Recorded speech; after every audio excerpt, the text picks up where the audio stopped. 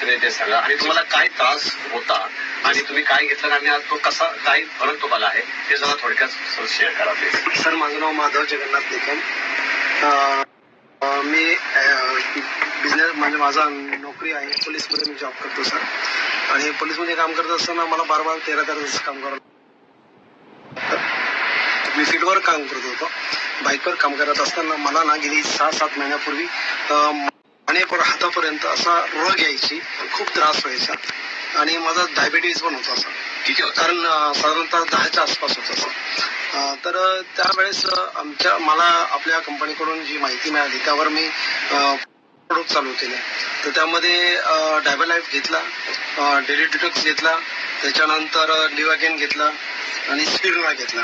हे जेव्हा मी घ्यायला चालू केलं तर थोडा फरक पडला आणि गेले 6-7 2 ते 3